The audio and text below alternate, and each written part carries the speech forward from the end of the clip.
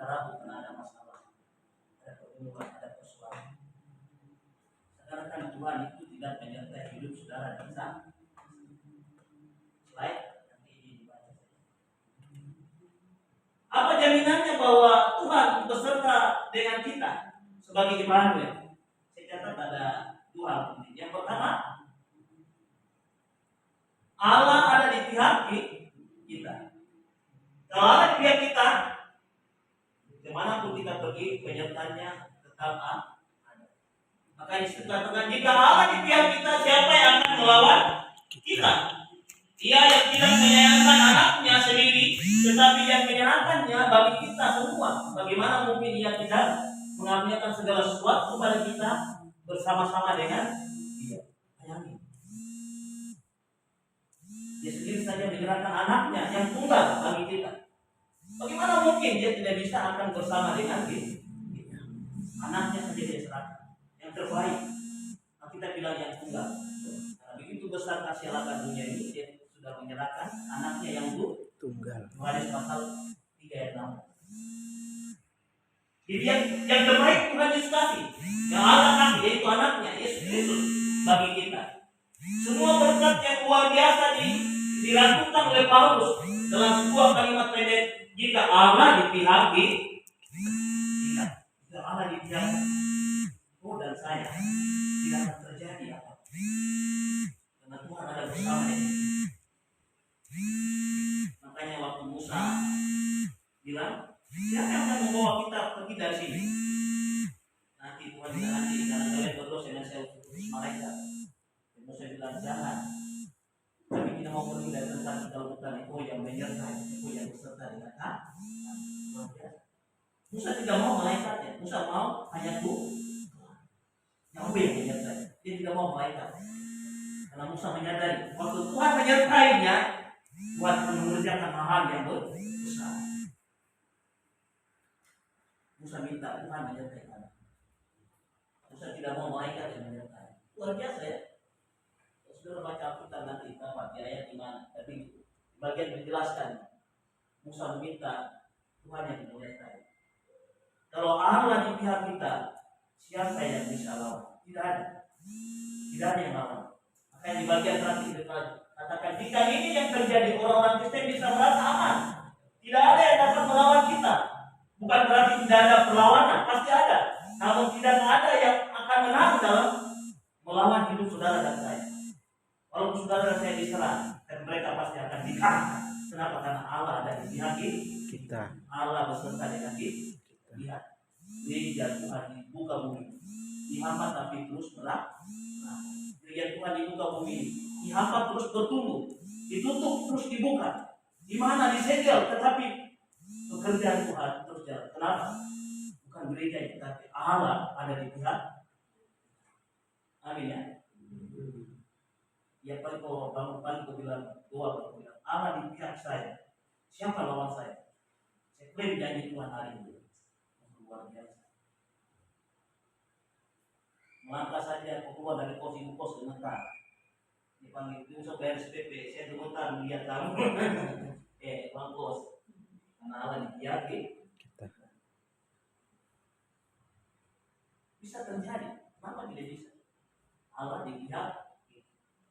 Jadi Allah di pihak kita. Mari kita ungkapkan sama-sama. 2, 3.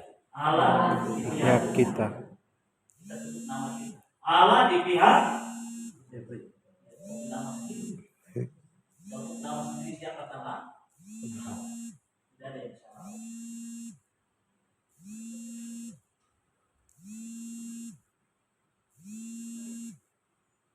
Apa yang menjadi bukti bahwa Allah adalah untuk kita?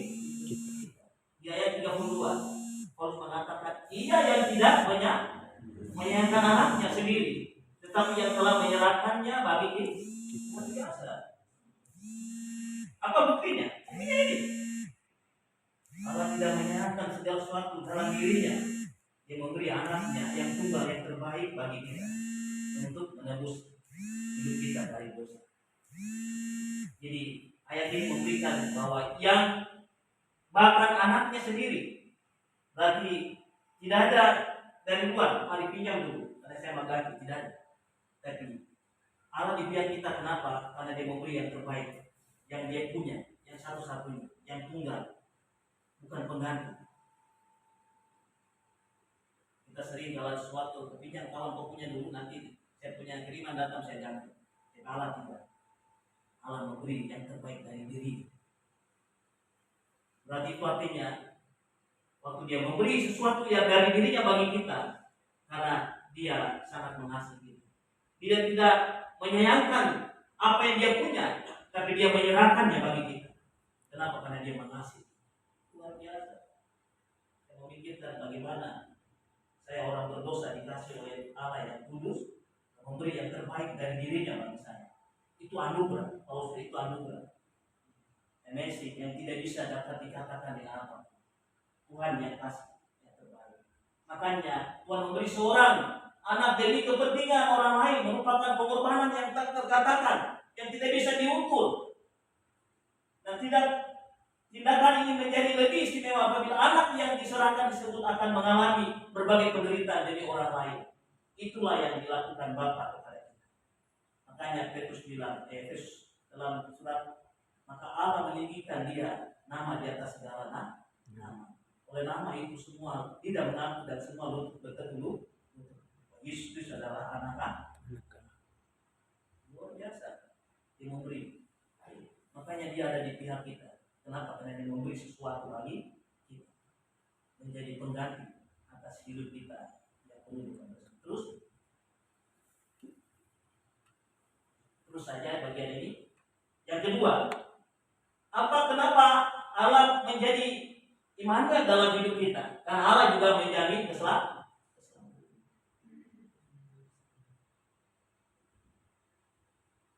Semua Allah di dunia ini yang orang percaya, tidak ada yang bicara tentang keselamatan. Hanya Allah di dalam Yesus Kristus saja bicara keselamatan.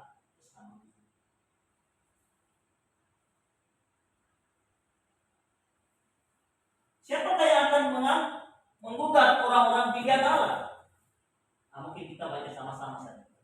Sampai 39 ya. Oke, 1, 2, 3. Siapa yang akan menggugat orang-orang pilihan Allah? Allah yang membenarkan mereka.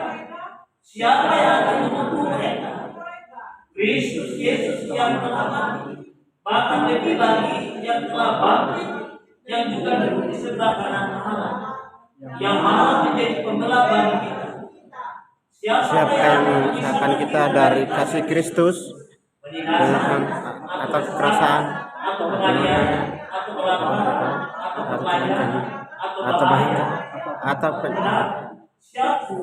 Seperti ada tertulis, oleh karena engkau kami dalam bahaya sepanjang hari, kami telah ditangkap sebagai domba-domba sembelih. Tetapi dalam semua itu kita adalah orang-orang yang menang oleh Dia yang telah mengasihi kita. Sebab aku yakin bahwa baik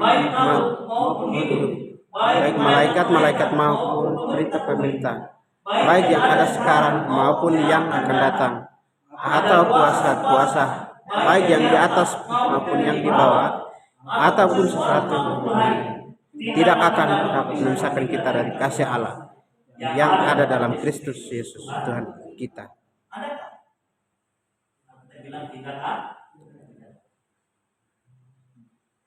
Tidak ada yang memisahkan kita.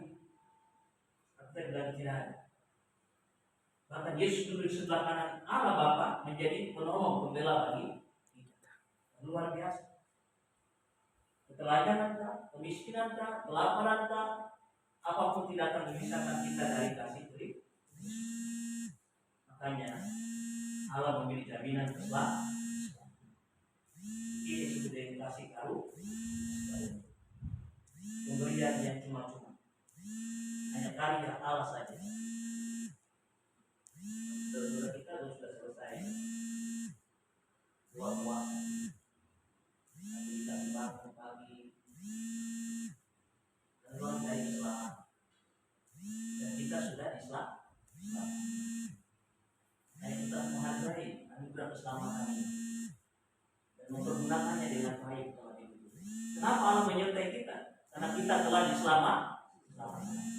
Ingat, kenapa sampai Amerika bisa mengintervensi seluruh dunia? Karena dia punya aset-aset harta milik bendanya di berbagai dunia. Kenapa Amerika masih intervensi Freeport? Karena dia punya saham juga ada pada Freeport. Kenapa orang-orang kerja di sana, kerja sesuatu mereka langsung dikasih jaminan oleh negara di mana mereka hidup bekerja? Karena mereka punya aset. Saya tanya, saudara asetnya siapa?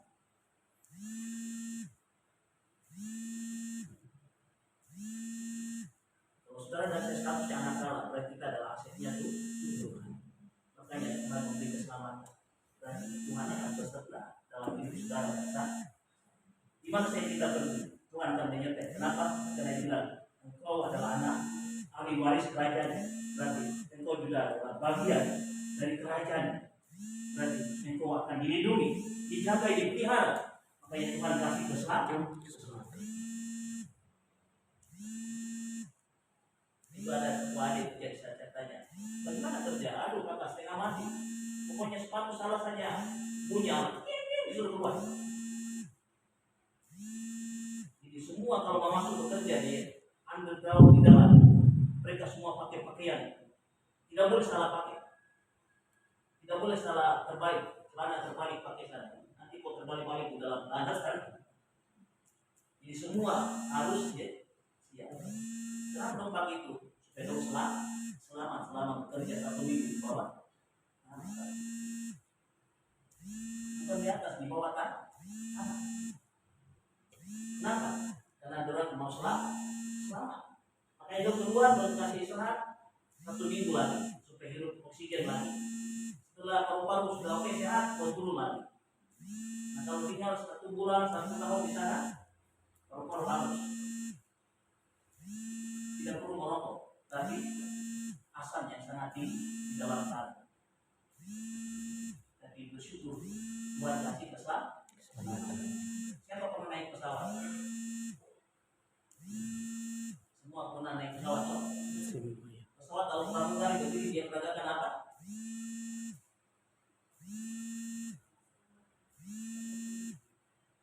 Safety, jaminan keselamatan. Tapi yang dia peragakan selalu kalau pesawat jatuh di air. Coba tanya, kalau nggak ada pesawat jatuh di hutan-hutan bagaimana? Dia tidak tahu.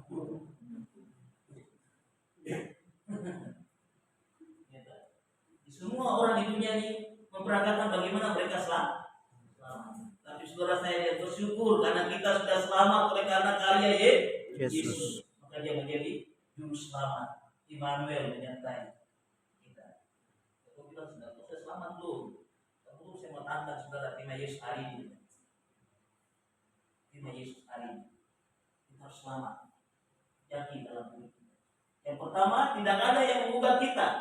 Karena kita sudah selamat. Berarti apapun dalam hidup kita tidak ada orang yang menggugat. Saudara tahu kenapa orang menggugat? Karena ada masalah.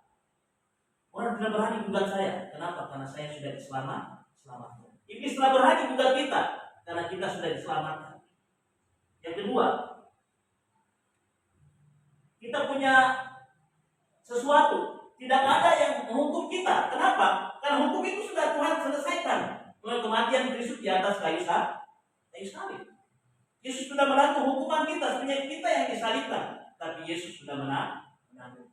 Tidak ada hukuman atas hidup kita bagi orang yang telah mengalami anugerah keselamatan. Lalu yang ketiga adalah ada kepastian di dalam hidupnya. Jadi kalau tidak ada hukuman, tidak ada kepastian. Diperoleh bukan berdasarkan apa yang kita lakukan bagi Allah, melainkan apa yang Kristus lakukan bagi hidup saudara dan saya. Bukan kita. Karena anugerah keselamatan adalah pekerjaan Allah yang dia buat bagi hidup saudara dan saya.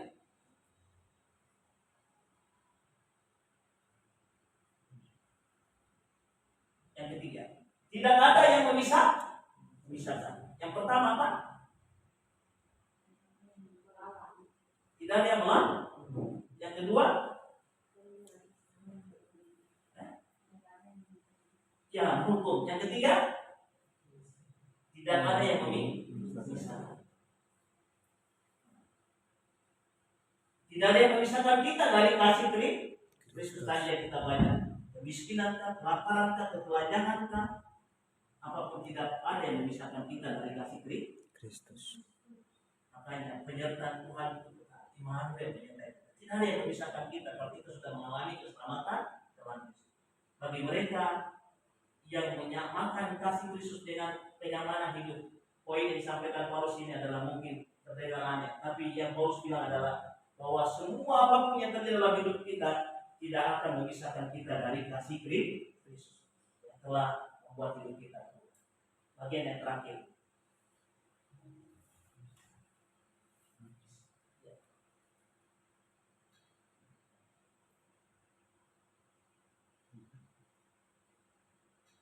Terus saja terakhir dan ayat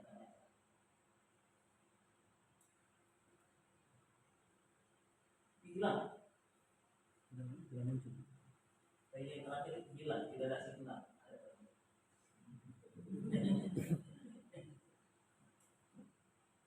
Berarti itu artinya tidak terus. Mama telepon bapak. Bapak baru terima gaji. Masih di rumah, masih belum pulang.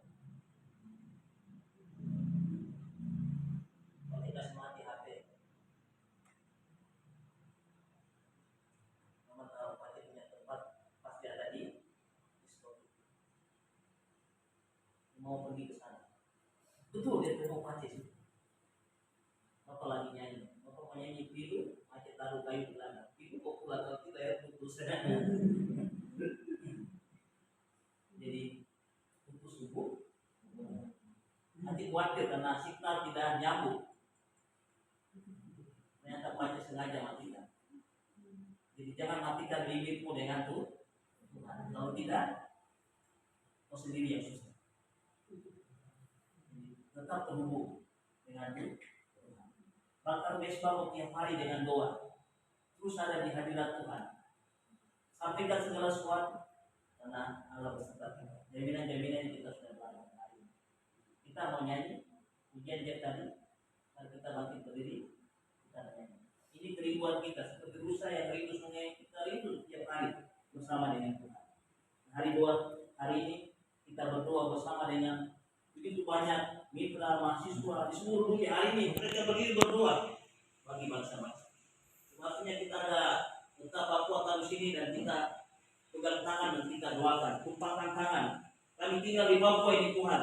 Mari Tuhan buat sesuatu bagi negeri dan tanah ini.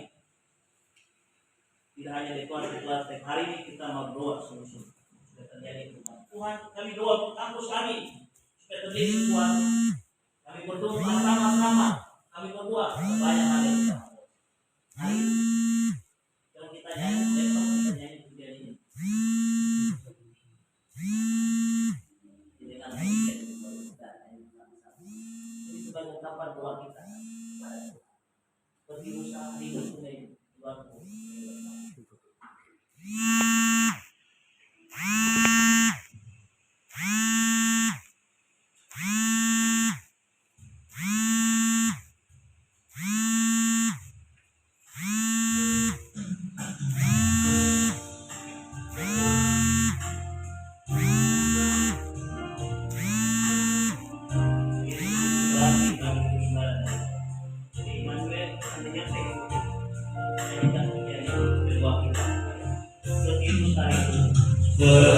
Biru sarindo sungai jiwaku rindu engkau. Kaulah aku anasra hatiku rindu banyak.